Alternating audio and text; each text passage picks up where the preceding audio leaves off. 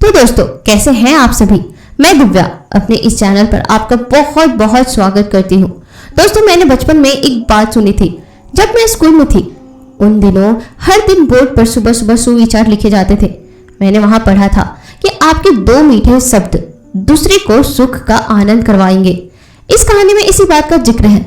बस फर्क सिर्फ इतना है कि हम जैसा सोचते हैं हर बार वैसा नहीं होता। बाकी अगर आप चाहते हैं कि मैं आपकी कहानी को अपनी आवाज दूं, तो कहानी सुनने के बाद आप मुझे इंस्टाग्राम पर अपनी कहानी शेयर कर सकते हैं। तो चलिए कहानी को शुरू करते हैं। मैं गुजरात की रहने वाली हूँ। आप सबको बता दूं कि आज मैं एक सच्ची कहानी आप लोगों के साथ शेयर करना चाहती हूँ। यह कहानी तब की है जब मेरी नई नई शादी हुई थी। मेरी शादी के बाद मैं ससुराल चली गई। मेरे ससुराल में मेरी 3 ननद हैं और एक जेठ जी।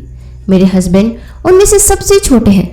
बात करूं मेरी ननद की, तो मेरी 2 ननद गुजरात में रहती हैं और एक आगरा में। एक बार मेरे हस्बैंड ने मुझसे कहा कि चल आगरा घूम कर आते हैं, छुट्टियां काफ़ी है तो दीदी के घर भी थोड़ा रह लेंगे। साथ ही दोस्तों, आपको यह बता दूं कि मेरी ननद के हस्बैंड डिजाइन का कारखाना चलाते हैं। इस वजह से अक्सर वह घर से बाहर ही रहते हैं।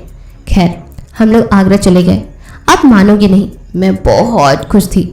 मुझे ताजमहल देखना था, साथ ही साथ दीदी से भी मिलना था। दरअसल वह हमारी शादी में नहीं आ पाई थी। खैर, हम लोग आगरा पहुंच गए। दोस्तों, दीदी जहां पर रहती थी वह एक किराए का घर था। वहां पर एक अंकल आंटी के बहुत सारे रूम थे। वह मकान तकरीबन 2 मंजिला था। एक तरह से बहुत बड़ा घर था। उन्होंने 3-4 रूम भाड़े पर दिए हुए थे और सामने वाले रूम में दीदी रहती थी। दोस्तों, जब हम लोग वहां पर पहुंचे तो हमें बहुत अच्छा लगा। 3-4 दिन तो हमने घूमने में ही निकाल दिए। ताजमहल भी देखा, बहुत सुंदर था। इसके बाद थोड़े दिन तो सब कुछ ठीक था, पर अचानक मेरी वहां पर तबीयत खराब हो गई। मुझे पेट में बहुत दर्द होने लगा। दर्द इतना बढ़ गया कि मैं रह नहीं पा रही थी। फिर मेरे हस्बैंड और दीदी यानी कि मेरी ननद मुझे उनके घर के पास वाले हॉस्पिटल में ले गए। डॉक्टर ने मुझे चेक किया। डॉक्टर ने कहा कि उन्होंने जाने अनजाने में कुछ खा लिया है, इसीलिए यह सब हुआ है। हालांकि उस वक्त उन्होंने मुझे दवाई देकर वापस भेज दिया। दवाई खाने के बाद मुझे थोड़ा अच्छा लगने लगा, लेकिन मुझे समझ में नहीं आया कि अचानक से मेरे पेट में दर्द क्यों हुआ, क्योंकि अब तक मुझे ऐसी कोई तकलीफ नहीं थी और ना ही कोई पहले बीमारी थी। खैर, मुझे उस घर में थोड़ा अजीब सा लगा था। उस घर में जब से मैं गई मुझे ऐसा लगता जैसे कोई मुझे देख रहा है। वहां पर 2 रूम थे। एक रूम में मेरी ननद लोग रहते थे और दूसरे रूम में हम लोग। खैर, जैसे तैसे 10 दिन अच्छे से गए। फिर एक दिन मेरे हस्बैंड को ऊपर के माले से कोई बच्चे की रोने की आवाज आई। जब उन्होंने बाहर जाकर देखा तो वहां कोई नहीं था।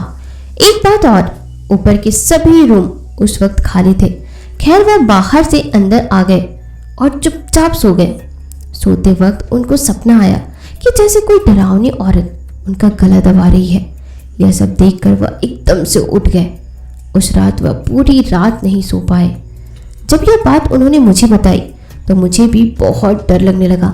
आखिरकार ना जाने यह सब क्या हो रहा था। हमने ये बात दीदी को बताई। उन्होंने कहा कि मैं पिछले 6 महीने से यहाँ रह रही हूँ, हमें तो ऐसा कुछ भी नहीं लगा। जरूर तुम्हारा कोई वहम होगा। अगर ऐसा होता तो हम लोग यहाँ क्यों रहते। खैर, उस रात मेरी ननद ने चिकन बनाया था। हम सब ने अच्छे से खाया और थोड़ा बच भी गया, जिसको उन्होंने वापस रख दिया था। सोते वक्त फिर अचानक से मेरी आंखें खुली।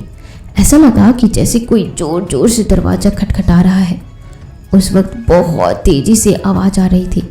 एक बार को तो मैं बहुत डर गई थी, क्योंकि यह सब मेरे साथ लाइफ में पहली बार हो रहा था। और तो और मैं भूतों की कहानियाँ बहुत पहले से सुनती आई हूँ, पर उन दिनों मैं यह सच में महसूस कर पा रही थी। खैर, मैंने अपने हस्बैंड को उठाया कि कोई दरवाज़ा खटखटा रहा है। मैंने कहा कि अपनी दीदी को उठाओ।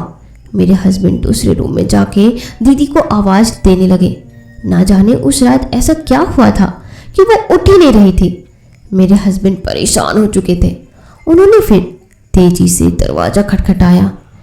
तब जाकर कहीं दीदी और जीजा जी दोनों ही बाहर आए। बाहर आकर उन्होंने तुरंत कहा कि क्या हुआ। हमने कहा कि कोई दरवाज़ा खटखटाए जा रहा है। यह बात सुनकर दीदी और जीजा जी भी डर गए।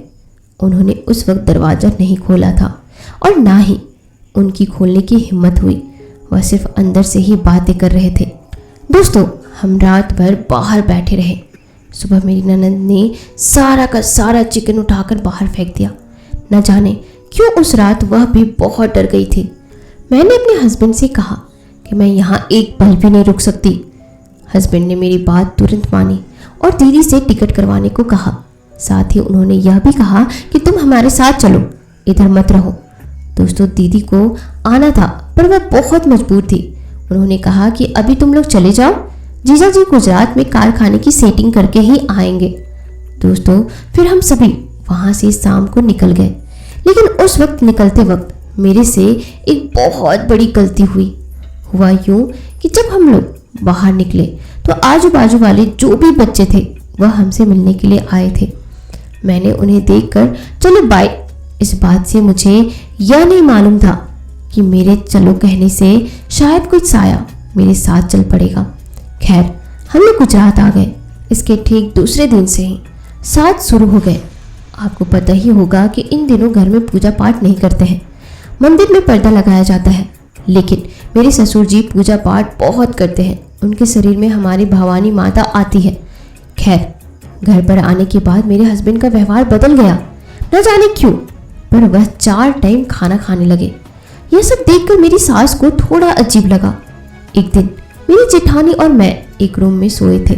रात को जेठानी जी की एकदम से आंखें खुली।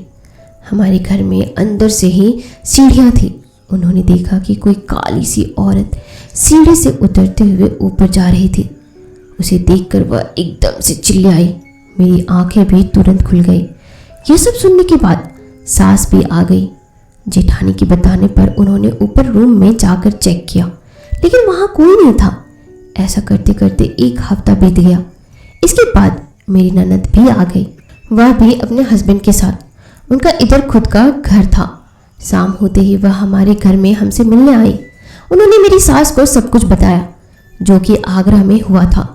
सास ने कहा कि इस घर में भी सबके साथ अजीब हो रहा है। मेरे साथ भी हुआ था। एक दिन मैं पलंग पर अकेली धूप में सोई थी। मुझे लगा जैसे मेरे बाजू में कोई सोया है, क्योंकि जब मैं घूमी तो मुझे ऐसा लगा कि जैसे किसी ने मुझे धक्का मारा हो। इसके बाद मैं एकदम से उठ गई। दोस्तों, शाम को पूरे घर के सदस्य घर पर ही थे। मेरी छोटी दीदी भी आई हुई थी। सास ने कहा कि अभी तेरे पिताजी कुछ नहीं कर पाएंगे, क्योंकि जो भी खराब चीज़ हमारे घर में आई है उसको सिर्फ हमारी माता जी ही बाहर फेंक सकती है। फिलहाल अभी सरा चल रहा है तो पूजा नहीं कर सकते। इसके बाद सास ने कहा कि इधर पास में ही एक किन्नर मासी है जो कि सबको देखती है। हमारी सास हस्बैंड और मुझे ले गए। मासी ने देखते ही कहा कि कोई औरत तुम्हारे पीछे आई है। सास ने कहा इसका कोई रास्ता निकालो, लेकिन मासी ने साफ साफ कह दिया कि यह काम मेरा नहीं है। वह चीज़ बहुत ही घमंडी है। इसका तो कोई छोटा मोटा साधु बाबा भी कुछ नहीं कर सकता। इसे कोई पहुंचा हुआ इंसान ही भगा सकता है। साथ ही एक बात और, तुम अपनी बहू को उसके मायके भेज दो। इस वक्त तुम्हारे लड़के के साथ इसका रहना ठीक नहीं है, क्योंकि वह तुम दोनों को एक साथ नहीं देखना चाहती। दोस्तों, उस दिन मैं इतना रोई, मैं आपको बता नहीं सकती। मैं अपने हस्बैंड के साथ रहना चाहती थी। शायद ही कोई औरत होगी जो ऐसे समय पर अपने पति को छोड़ देगी, वो भी अकेला।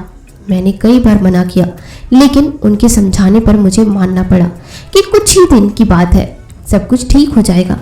मैं चुपचाप अपनी माँ के घर चली गई। इसके ठीक आगे की जो भी बात है वह मेरे हस्बैंड ने मुझे बताई थी। उन्होंने कहा कि वह जो भी थी वह उनके पीछे पड़ गई थी। मेरे हस्बैंड जहाँ भी जाते थे उन्हें हर जगह वह दिखाई देती थी। मेरे हस्बैंड इतना परेशान हो चुके थे कि मेरे ससुर जी भी कुछ नहीं कर पा रहे थे। वह जब भी रात को सोते थे तो उन्हें ऐसा लगता जैसे उनके ऊपर ही वह खड़ी है। वह बताते हैं कि उसका चेहरा इतना काला था जो कि देखने में बहुत डरावना था, और तो और उसकी आंखें भी सफ़ेद थी। दोस्तों, मेरे हस्बैंड उनके डर से इतना सूख गए थे कि उनको देखते ही पहचानना बहुत मुश्किल हो रहा था। इसके बाद एक दिन उनका दोस्त उनसे मिलने के लिए आया। मेरे हस्बैंड को देखकर वह एकदम से चौंक गया कि यह कैसी हालत बना रखी है। लेकिन मेरे हस्बैंड ने जब उनको ये सारी बातें बताई तो उन्होंने कहा कि मेरे साथ चल, मैं एक बहुत पहुँचे हुए बाबा को जानता हूँ, वो तेरी समस्या का हल जरूर निकालेंगे। मेरे हस्बैंड बिना देरी किए जल्दी से बाबा के पास चले गए, जो कि शमशान घाट में रहते थे। वह एक अघोरी बाबा थे।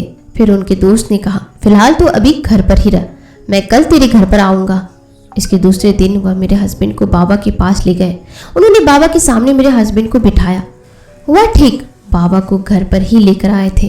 बाकी घर के सभी लोग थोड़ा दूर बैठे हुए थे। बाबा ने एक बीड़ी जलाई और मेरे हस्बैंड के सामने देखते हुए कहा कि क्यों इस लड़के को परेशान कर रही है। बाबा ने बस इतना ही पूछा था कि अचानक से वह मेरे हस्बैंड के शरीर में आ गई। कहने लगी कि मैं इसको लेकर जाऊंगी। पर बाबा ने कहा कि मुझे इसकी गलती बता, आखिर इसकी गलती क्या है। कहने लगी कि मैं इसके पीछे नहीं आई, इसकी औरत के पीछे आई हूँ। उसने घर से जाते टाइम कहा था कि चलो, इसीलिए मैं इसके पीछे पीछे आ गई। मैं इसके बीवी के घर पर रह गई थी, लेकिन इनके रूम में माँ काली की फ़ोटो लगी हुई थी। मैं घर के अंदर नहीं जा पाई, पर अब मैं इसको साथ लेकर जाऊंगी बाबा। तब बाबा ने कहा कि तू कहाँ से आई है। कहने लगी कि यह लोग जहाँ से आए हैं वहाँ पर कुछ साल पहले मैं भी वहाँ किराए पर रहती थी। उन दिनों मैं प्रेग्नेंट हुई थी, लेकिन मेरा पति बहुत गंदा आदमी था। उसको बच्चा नहीं चाहिए था। उसने मुझे बहुत मारा और कहा कि बच्चा गिरा दो। मैंने जब ना कहा तो उसने तकिए से मेरा मुंह दबाकर मुझे मार डाला। उसने यह बात सबको फैला दी कि मैं बीमार थी और इसीलिए मैं मर गई। किसी को कुछ भी मालूम नहीं पड़ा। इसके बाद वह वहाँ से घर खाली करके भाग गया। तब से मैं और मेरे बच्चे की आत्मा वहाँ पर भटक रही है। यह लोग वहाँ पर रहने आए थे तो मैंने देखा कि उसकी पत्नी से वह कितना प्यार करता है। मुझे अच्छा नहीं लगा, इसीलिए मैंने इन दोनों को अलग कर दिया। मैं इसको अक्सर देखती थी, वह मेकअप लगा करके बैठी रहती थी, लेकिन मुझे कभी नहीं पूछती थी। वाकई मुझे बहुत गुस्सा आ रहा था देखकर। साफ पता चलता था कि यह दोनों आपस में बहुत प्यार करते हैं। यह सब देखकर मैं बहुत चिढ़ चुकी थी। मैं इन दोनों को एक नहीं होने दूंगी, मैं इसको मार डालूंगी। दोस्तों, इसके बाद बाबा ने कहा कि मानता हूँ तेरे साथ बहुत बुरा हुआ, पर इसमें इनकी क्या गलती है। छोड़ दे इनको। इनकी और तेरी ज़िंदगी में बहुत फ़र्क है। इन्होंने तेरा कुछ भी नहीं बिगाड़ा है। जो तेरे साथ हुआ है वह तेरी ज़िंदगी थी। दोस्तों, बाबा ने बहुत समझाया, लेकिन वह नहीं मान रही थी। इसके बाद बाबा ने मंत्र उच्चारण करके वह विभूति मेरे पति के सर पर लगाई, जिसके बाद वह इतना चिल्लाने लगी और कहने लगी कि मैं जा रही हूँ, पर इसके बदले में मुझे एक मुर्गा चाहिए, तब मैं यहाँ से जाऊँगी। परिवार वाले देर ना करते हुए तुरंत मुर्गा ले आए। दोस्तों, जाते जाते कहने लगी कि अगर कभी भी यह मुझे अपने ख़राब टाइम में याद करेगा तो मैं इसकी मदद करने जरूर आऊँगी। यह बहुत अच्छा इंसान है। इसके बाद मेरे हस्बैंड बेहोश हो गए। फिर उन्हें थोड़े टाइम बाद होश आया। देखते ही देखते वह पहले जैसे हो गए।